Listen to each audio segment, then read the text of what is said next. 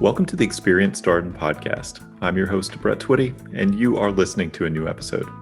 So this episode is all about entrepreneurship.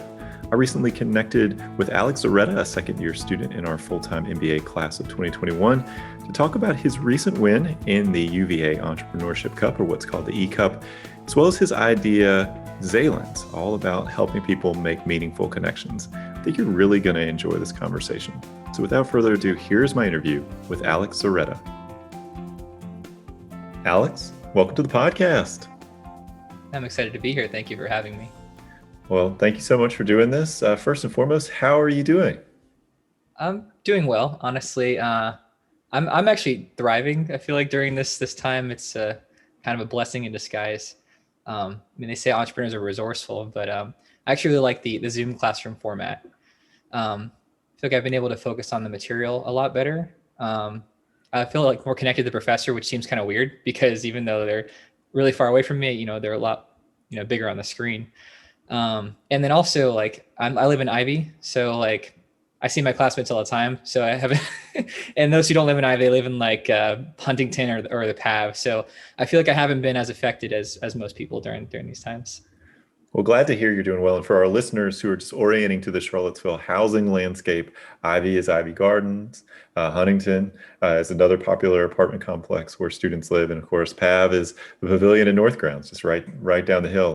Well, Alex, let's get into your story a little bit here before we kind of talk about sort of the inspiration for this episode. Of course, you were in the E-Cup recently. You won in the E-Cup, in one of the rounds of the E-Cup. And so reached out to you to say, hey, come on the podcast, talk about your idea. But before we get there, let's talk a little bit more about you. So tell us a little bit more about your background. What did you do before coming to Darden? Yeah. Who am I? Yeah, that's a question I wondered myself the past couple of years. Yes, let's see. So I'm originally from Northern Virginia, so I didn't go very far. But I actually went to undergrad for UVA, at UVA, and I did biomedical engineering. And when I was graduating, I had this translational research project where I was genetically engineering bacteria. In order to detect harmful bacteria in the same way that a pregnancy test does it pretty simply. I worked on that for 2 years and we got a pretty big research grant for that. But we spent those 2.5 years and all that money building the product instead of actually going out and talking to real people. So during that time, I had been trying to help younger students realize that even as engineers, they could go and make their ideas a reality through entrepreneurship. So I was in Charlottesville still, and when my project wasn't going so well towards the end, the engineering school had actually seen what I'd been doing, and I'd been talking with them, and they were like, "Hey, do you want to come do that for us?" So they created a position for me, which was really awesome. And basically, all I did was go out and talk to students who were trying to go after entrepreneurial projects, and I was trying to figure out what worked and didn't work for them. And the interesting thing was that I found that a lot of programs that are prevalent at many institutions around the country, even those who have high levels of entrepreneurship, they don't actually work to actually help students move forward. So what I ended up doing was implementing programs that were more about creating community between entrepreneurs, especially among those who showed a high engagement level on their projects, not just everyone who just showed up to a meeting. And we ended up quadrupling the number of entrepreneurs who were able to be successful out of graduation. And for my resume, since we like quantification here at Darden, I think I counted 39 startups I mentored who are now at a combined valuation of $140 million valuation and growing. So that was pretty awesome. So yeah, that's what I did before coming to Darden.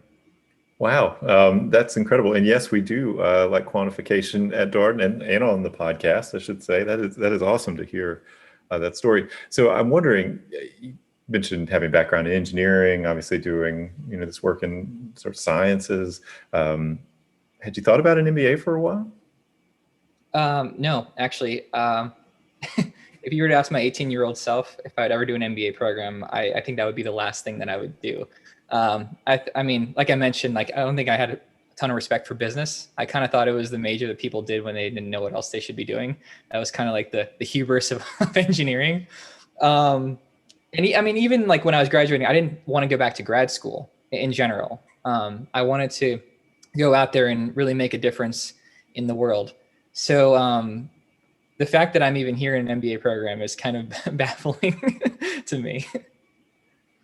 And yet you're here. So what pushed you to take the step and say, like, you know what, this is the right step for me? Yeah. So let's see. So I think I loved my time working at UVA, but I think I was really frustrated with where I was at my career because I was trying to do something fast and I was trying to break things and find things that worked inside of a large institution that um, I think maybe like values more the idea of an entrepreneurship program rather than some of the or taking risks to find programs that like would actually move the envelope forward. And they're not alone in that. I'm not trying to single out the institution. I love UVA. I'm a double who now. This is sort of like characteristic of these large institutions. So I was determined to go out and create my own startup where the market, the customers were deciding, what we should be doing rather than a place that maybe had other goals as their priority. And so in order to create a 0 to 1 startup, which is where we're making something completely new for the world, I knew that I needed to have a technical skill, and biomedical engineering was actually not the thing that I wanted to be doing. I was done being in the lab with the slow times and the FDA approval and all that stuff. So I had realized that I actually loved data science, and UVA is a data science program. So I was like, why don't I go and do the data science program here? In the process, like come up with a new startup idea around it, and then like apply to Y Combinator out in Silicon Valley, which is like the best startup accelerator out there in the world, and then go for it. So I decided on that program, and I studied for the GRE for that program. And I poured my heart and soul and all my dedication into studying for that GRE. So I was shopping around for like more selective and I think more like challenging programs that would help me figure out my identity and work through some of the issues that I was facing as a late 20s person. And so I was looking around and I found some other programs that actually one in particular that was known for its case method. And that was the first time I'd really heard of the case method. And I was like, oh, that's really cool. I should go after that. MBA, I mean, I guess I could do that. It's more about, like leading, and I'm into entrepreneurship now. So I went to someone that I really respected who knew me from my entrepreneurial spirit. And I was like, hey, can you write a recommendation for me for this other program? And he was like, well, he was a Darden alum. And he was like, Darden does the case method. They do a dual degree with the data science program. They have a really good entrepreneurship program. And Darden is higher ranked for the educational experience anyways. So why don't you apply to Darden? So that's why I applied. Wow, what a story! A lot of twists and turns, and you're here. And well, how was that first year? That's one of the questions that we really enjoy asking here on the podcast because it's always a bit of an adjustment for people coming in, or a lot of adjustment. Yeah. So I think I struggled mainly being around a majority of normal people, who are following traditional paths to career success. For, as you can imagine, I was sort of blazing my own trail ever since I graduated, even like coming out of undergrad. So maybe for almost the past, maybe eight years, like I've just been completely out of sync with the rest of the people my age. So it was that, and then coming and all the things that Darden kind of throws at you in the beginning, which is why I came here. It was like standing in a wind tunnel with all the perspectives, all the new experiences, learning about other people's lifestyles, new concepts that we were learning, different ways that people, the different intelligences that I think people had. There's like one that's measured by like academics, but there's like creative intelligence and social and emotional intelligence. And then all of the Darden opportunities for social interaction. It was just so overwhelming.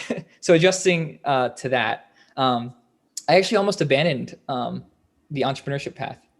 I will admit, I did go to a McKinsey coffee chat.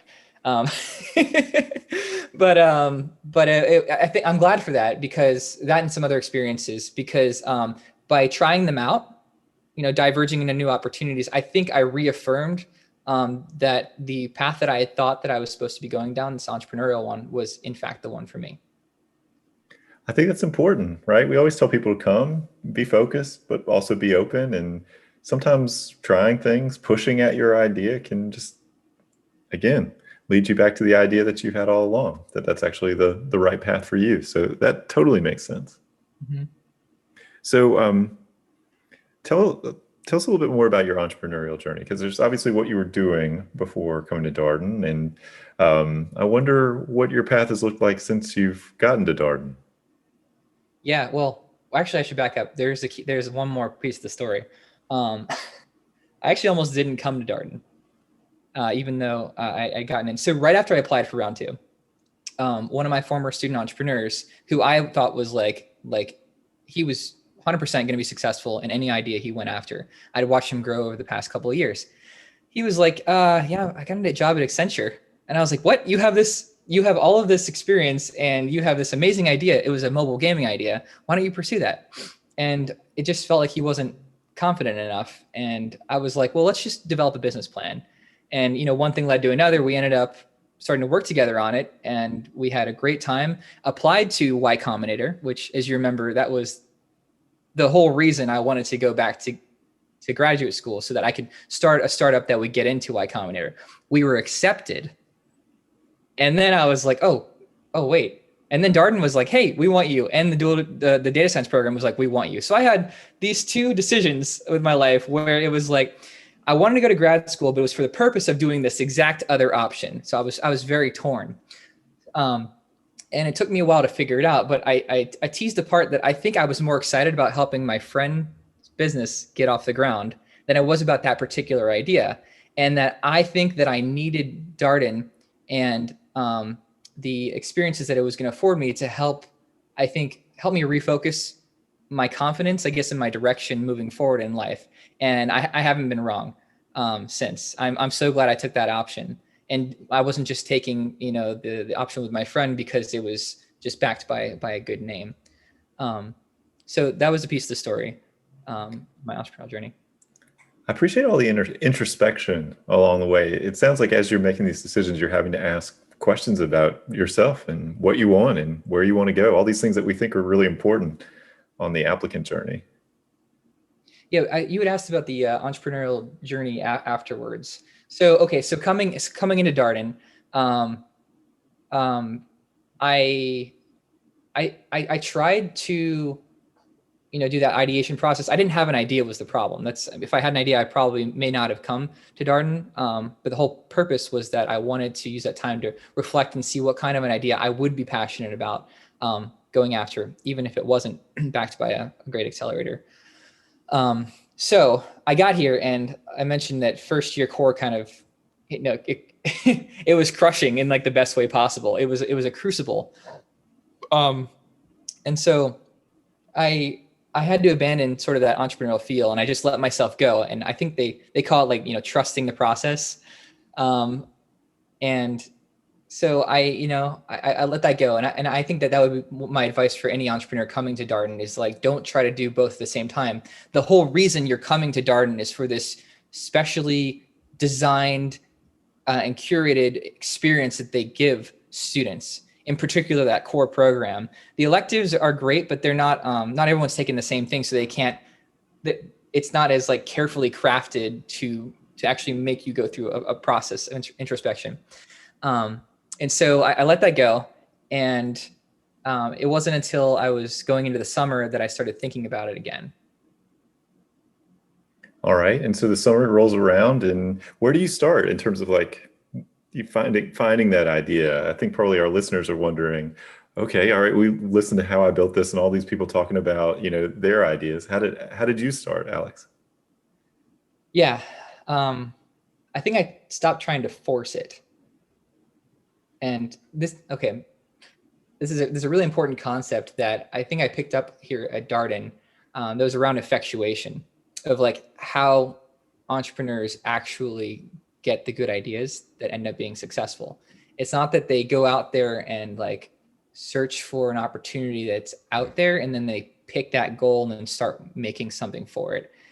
the best ideas usually come from something that's already inside the person. They call it the bird in hand principle. It's who are you?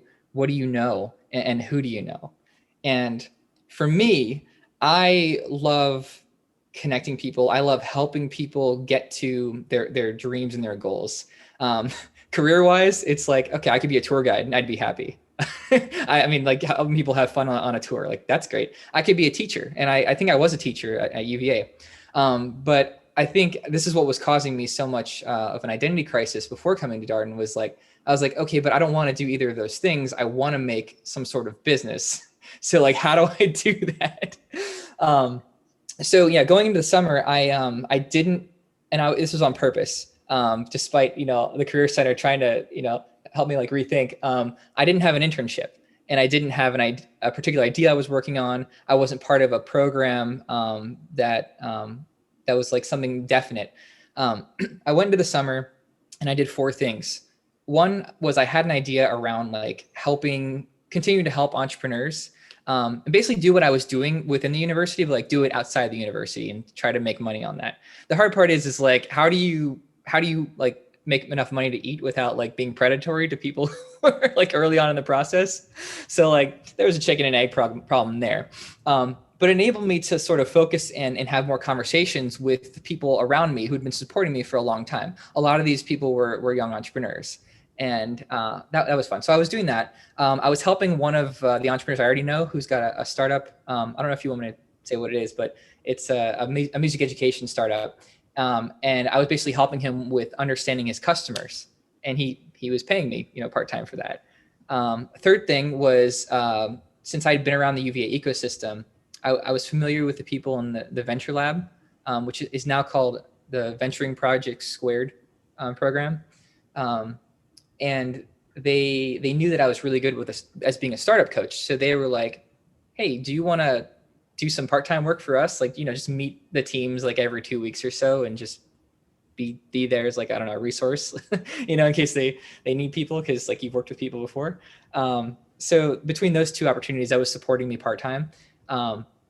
And over the course of the summer, working with these entrepreneurs, I had a conversation with one of them, and he said something. He said to me, Alex, every connection that you've put me in touch with has been immensely valuable to my business.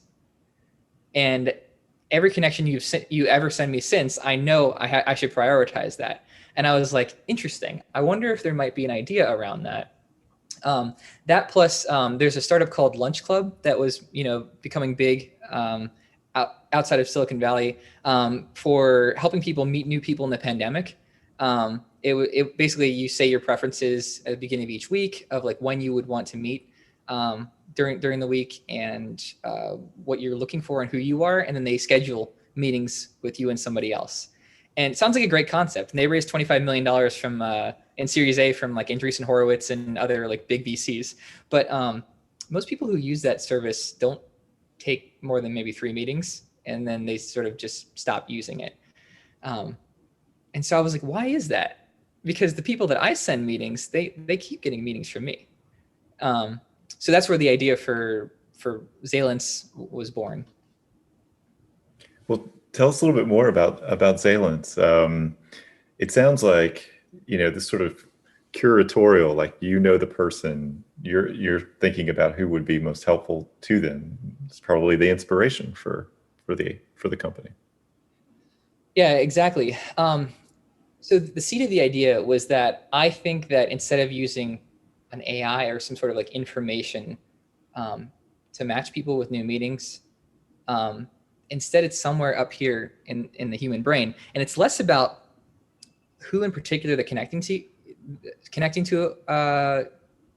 who in particular they're connecting. It's more that those 2 people have a strong relationship with that mutual connector.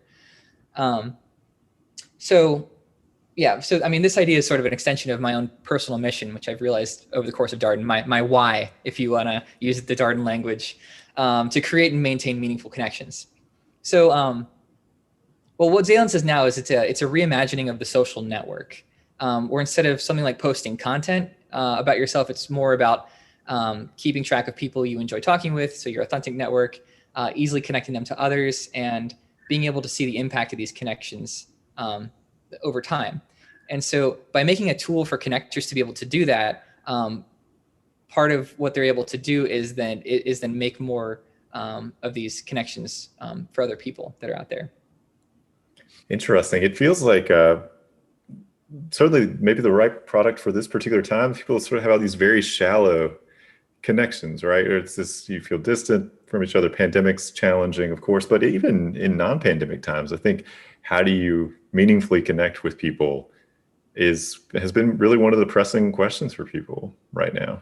Yeah, the pandemic has certainly accelerated this social isolation that we all feel, but honestly, it's been a trend that's been going on since social networks became on the rise, because they're not really social networks. They're truly social media, and they're more about the transactional likes, the comments, the follows, rather than the actual relationship itself. Loneliness, depression, anxiety have been on the rise, particularly in young people, since the introduction of these networks.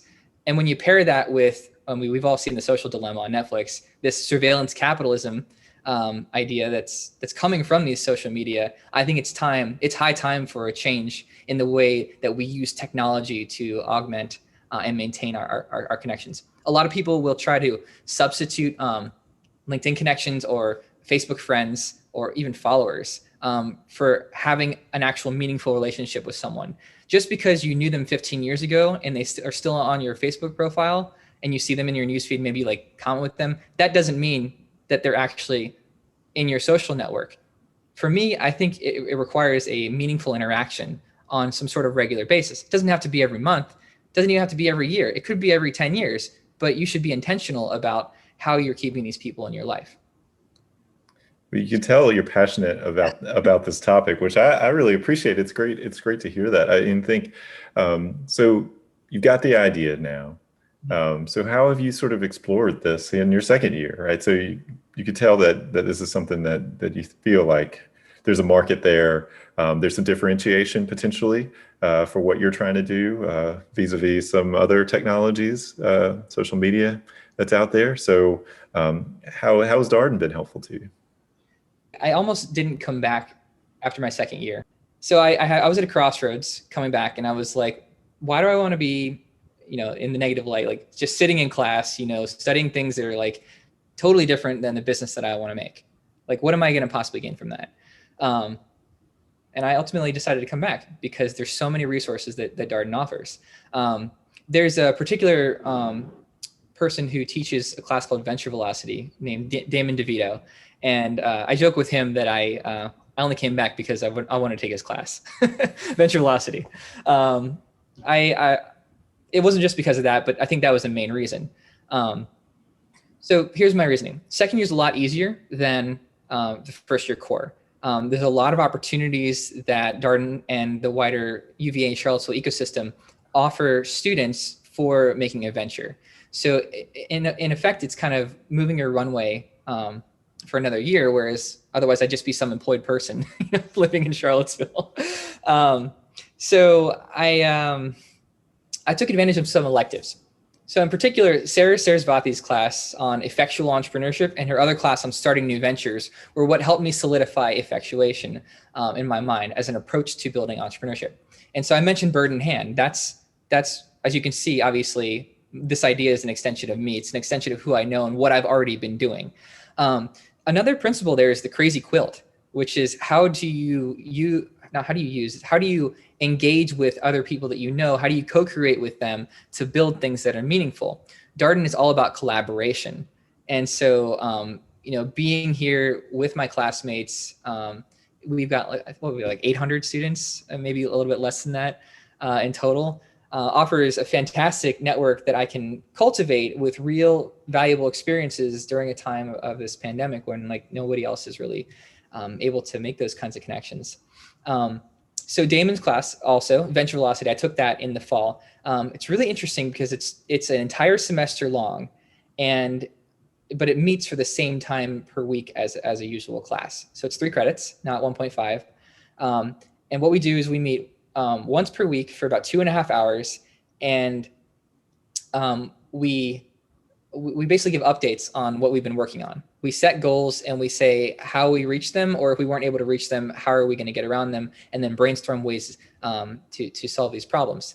Damon also uses his very, very extensive network to bring in, and the relationships he has with these people, to bring in guest mentors who sit in and basically are part of the discussions for us.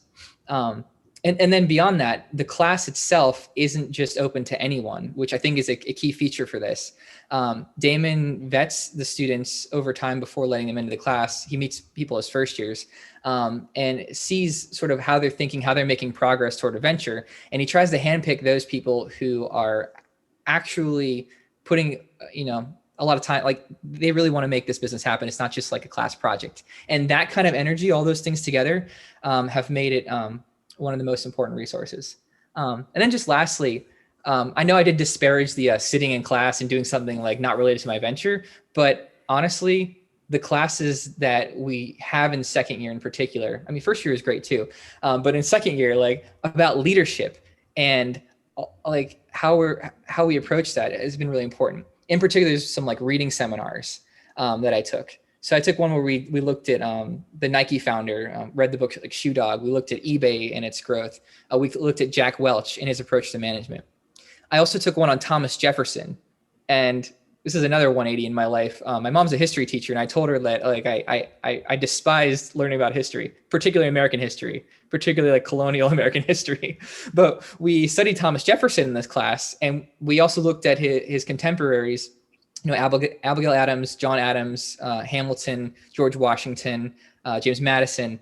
And basically, you read like a book a week, so the work is not light, but we have these incredible discussions in like a group of, I think there's like 10 of us, maybe 12 of us in the class, taught by Jackie Doyle and Dean Krameyer.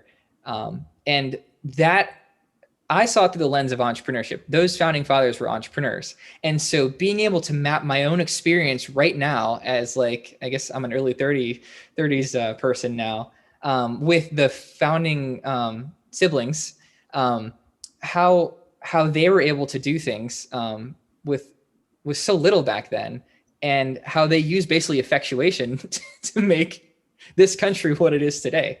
So yeah, I don't know. Second year, if you can't tell, has been pretty incredible for me as a growing entrepreneur. That's great to hear. What an arc. I mean, there's so many twists in the story. I really enjoyed hearing you talk about, all of your path to this point. And then to start with the idea of like, do I even need to do second year, to obviously having what sounds like an incredible experience. I have total class envy when people come on the podcast and talk about the electives that they're taking and the books that they're reading and all this kind of stuff.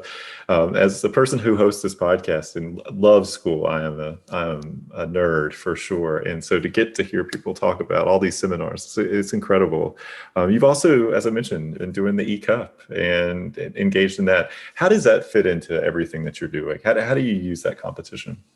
If you can't tell, I have so much to say and so little time to say it. Yeah, these competitions are incredibly important, but not for the reason why you might think.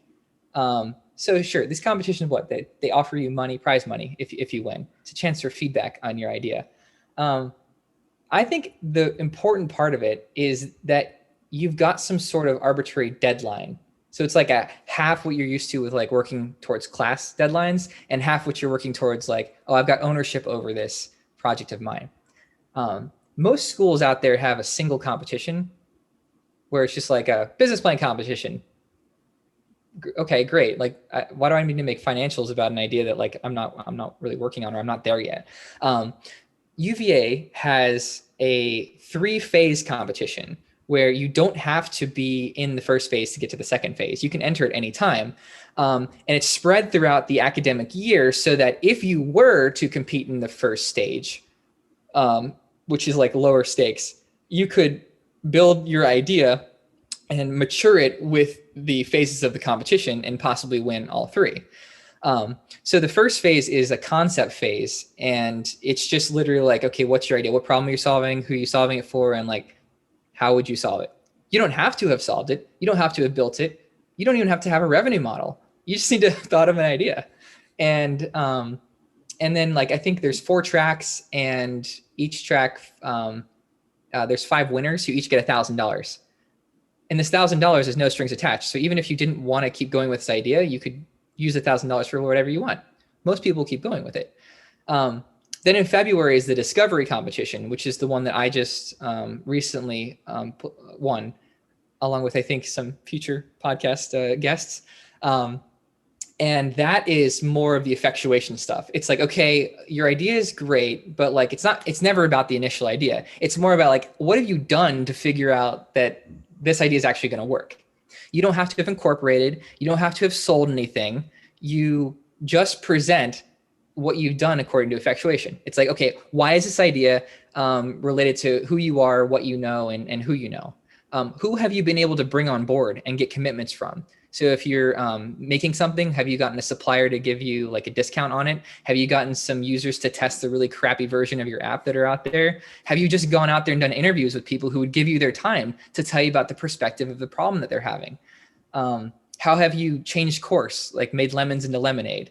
And then also thinking about like affordable loss, which is like, okay, how have you tried to use free or, I guess, less costly resources, and what are you willing to give up? Almost like a gambler going to casino, like I'm willing to spend the next 6 months on this and not take a job. But, sort of know that I'm going to call it after that instead of letting it go on. So that's that competition. And then the launch competition, which is coming up, is the more formal business plan competition, in which you do have to be incorporated to receive the funds.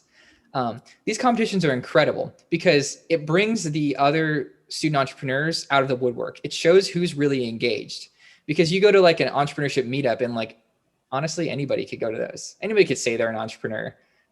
There's actually a term in the literature called wantrepreneur. And these competitions kind of help tease that out. You're able to see who else is actually working on it, and you're able to see the quality of how they pitch their ideas. So we as entrepreneurs, we kind of use it more as a collaboration tool. It's like, okay, who should I meet who I didn't know about was working on this stuff? The finalists that you're probably going to talk to, the ones who won in this discovery round, what you may not know behind the scenes is that we all knew each other. And many of the finalists who didn't make it into the winning or whatever, we also knew them, and we all helped each other. We tried to make our ideas as best as possible to let the judges of the competition decide. And we know that it's not perfect.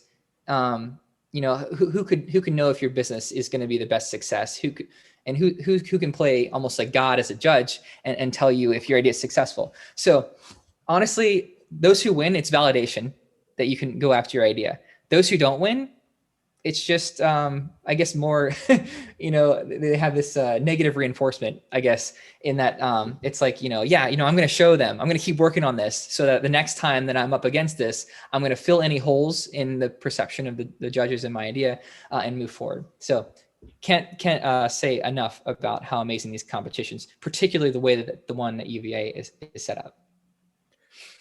Question about community for entrepreneurs. So you talked about your work prior to Darden, sort of creating a community of people, sort of bringing people together around, around the shared interest, shared passion. And then obviously you helped out the summer as part of the group of people working through the venture lab, and that's a community of sorts. And what you're just talking about here is community. How important is community for people on an entrepreneurial journey? I think it's incredibly important. The only way that a business really fails is if the founder gives up on it. And it's kind of a what is that, tautology? Is that what it's called, or platitude? Like of course, that's why. It's not that they run out of money, it's that they stopped working on it. Most people's first ideas when they want to be founders, honestly, they're not even close to being something that's going to be successful. It's never about the idea. So it's really about how they move that idea forward. What a community provides is it provides that motivation to keep going. It provides some sort of framework of mutual accountability that you might get in the class. And it provides this sense of shared endeavor that is really hard to find among entrepreneurship.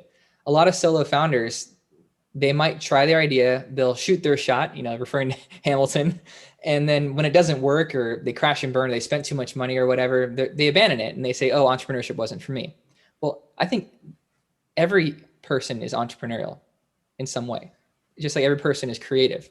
And so it's not that it's not that like this idea didn't work, it's that it shouldn't have worked. And that how we grow as entrepreneurs is we identify ways to kill our bad ideas faster, or kill the bad parts of them and help, make lemons out of lemonade. What a community allows you to do is you have other people working on that idea with you. They're telling you, hey, you should try this. Hey, you should avoid this. This is what I've learned. And you develop these bonds of friendship that are really great cultivated soil, I guess, fertile ground for co-founder relationships. So if you're looking for a co-founder, you don't just like put out an ad on Craigslist and like hope the first person comes, even if you're the business person and they're the coder. That's not how good co-founder relationships work. First is this element of trust. So by having a community of entrepreneurs, the point is almost that your first idea is crashes and burns. And through that process, you develop a relationship with someone who, using effectuation, the combined bird in hand that you have, that who you are, what you are, and who you know, can be used to make an idea that's actually going to work in the world. So I mean, community, it's you can think of this like the fitness journey. For all of us who try to make New Year's resolutions, particularly in the pandemic when we can't go to a gym, you maybe buy some home equipment, you start for 2 weeks, and then something happens. Something always happens. As an entrepreneur trying to get an idea off the ground, something always happens. And it's a lot easier to put in that job application and take that job, which I'm not saying is wrong, but if your goal is entrepreneurship, it's a lot easier to take that path than stick it through when you're by yourself. When you're at a gym or when you have workout buddies, they push you to move further. And all of those things that I was saying, the shared endeavor, that sense of mutual accountability is present in the fitness journey. And I mean, just think about it. Like if you have workout buddies and you go to a specific time to the gym and then you don't show up, they're not going to be your friends anymore. So there's like even this like peer pressure pull where you go because you don't want to let your friends down. And so a community of entrepreneurs is this like rising tide that lifts all of our boats. And I think that's what we're seeing at Darden. That's why being within this community of Darden is so important as an entrepreneur, and why, one of the reasons why I came. Well, one question I'm sure that's on all of our listeners' minds is what's next for Zalence? What is next? That's a good question. So right now I've been building out the actual, I had a no code prototype, and I learned over the course of the fall and winter break how to build an actual app, which is easier now than ever. I'm not some like super amazing learner. It's a lot easier now than ever. And I've been doing a beta test for like the last month. I'm applying to some programs like Y Combinator and Techstars, and I've been trying to make inroads with our community of angel investors, all the while trying to make the product a little bit better. And so my affordable loss, I'm sort of seeing between now and graduation how far I can get to making this a stable venture. And with the money that I was able to get from the winning the concept and discovery phases, my runway actually extends probably through the summer. So I've got that time to fill it out. But if it doesn't work, then it doesn't work. I'm not going to try to force it. I am on the side looking for other things to be doing. In particular, it seems like the natural trajectory of my career is maybe running an entrepreneurship center. You can see I'm very passionate about helping entrepreneurs succeed. And if I can use this tool that I'm building to help me doing that, great. In the effectuation mindset, it's not about having that one goal that I'm like going headlong toward, which is what you think of as an entrepreneur. You think of like the Steve Jobs of like, oh, I've got the vision and I'm like, I know I'm putting the world in its place to get it there. That's not how entrepreneurs actually work. And thinking about that's almost harmful to the process. You need to think of it more of an abundance of like, hey, I'm doing these things, and by doing them, I'm seeing opportunities rise. And if I find an opportunity that may be pulling me away from the goal that I thought I was going to, even if it's launching a business, then I should be taking that because it's what sort of I'm meant to be going after. You should be thinking of yourself as almost like a startup in a way. I like that idea. So everybody's a startup. Everyone is a startup, and it's really important to think of yourself as this. You're creating opportunities for yourself as you move through the world. Well, last question for you, Alex. I wonder if you have a piece of advice. I feel like there's been a lot of information and advice shared here. To ask you for one more piece of advice feels maybe like overkill, but we always ask, we've got prospective student listeners here. They tune in for the podcast. Anything that you would want them to know about Darden? Yeah, I I think that one of the phrases that is thrown around Darden, at least in the first year, is the trust the process phrase, and I think that's what I want to key in on as this final advice, is that no matter if you end up at Darden or if you end up somewhere else, you should be trusting the process of your own life. And this is related to what I was just saying. You shouldn't be caught up in this scarcity mindset, that also, fixed mindset. If you follow Carol Dweck, a lot of people get caught up in scarcity, especially around MBA admissions. It's like, oh, I didn't get into that program. What am I going to do with my life? I'm somehow less than. It's like, no, you just didn't, get that lottery ticket. You didn't get the right numbers in the lottery ticket. But there's more opportunities that are out there, and there's more opportunities that are better fits for you out there, which is sort of the flip side of like why I was considering not coming to Darden, even though I got in. Sounds like a ridiculous thing. Well, I was considering not doing Y Combinator and ultimately didn't pursue that company and instead came to Darden. So Darden's a wonderful experience, but it's not the only way, and it may not be your path. But I think there's two kinds of people who might need advice that maybe I could give. There's dreamers and practical realists on the two ends of the spectrum. And we tend to want to go towards one or the other. We're all about extremes in this day and age. For the dreamers, like me, who maybe live in agony or perpetual stress because they haven't achieved what they wanted to achieve. Or maybe those people who are in their late 20s, early 30s who are like, I'm not Forbes 30 under 30 for the thing that I thought I wanted to be doing. I think that you should take a page out of Effectuation. If you're going to change the world, it's going to come from you, quote unquote, tending your own garden first. You should be, watering the plants, of your own garden, like taking care of your health, having good relationships with your friends and family, and working on problems because you're just curious and you want to play instead of being forced to build something out there for the world. There is an idea that only you can bring to an actual reality. Maybe not a business idea, but it could be who you are as a person in your career. But only you can do that. And I think by understanding yourself better, you will create the future. It's for those people on the other side of the spectrum, the practical realists, for those who maybe are scared to dream, who are like, oh, entrepreneurship's way too risky. I think you'd be surprised. Entrepreneurs are actually calculated risk takers. Effectuation shows that as well. And that I think that for those people, you should take advantage of some of the opportunities, particularly the ones that Darden offers, for just getting involved, dipping your toe into entrepreneurship, just, pulling on the thread of an idea that comes to you, one of those shower thoughts, right? You don't have to stick to something that's going to have a dedicated return. And, just try something, work on a project with your friends. What's the worst that could happen? And so for both of those extremes, I think that they converge somewhere in the middle, where if we all kind of try to find that middle path, we're all going to be able to make the world a little bit better than we found it. Well, Alex, I want to thank you for your time today. I've really enjoyed this conversation. Thank you for being so open and so candid in your responses. You're going to have to keep us posted about Zalence. Best of luck in the E-Cup and in the months ahead and the Y Combinator and everything. You got a lot to look forward to, it sounds like. And so thank you again for sharing your story and sharing your time. Yeah, absolutely. Thank you so much for having me.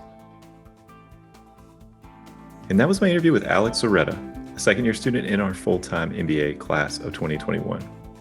As always, if you have any comments, suggestions, requests, anything you'd like for us to cover here on the podcast, we're all ears. We can be reached at Darden, that's DARDEN, @virginia.edu. Till next time, stay safe, be well, and thanks for listening.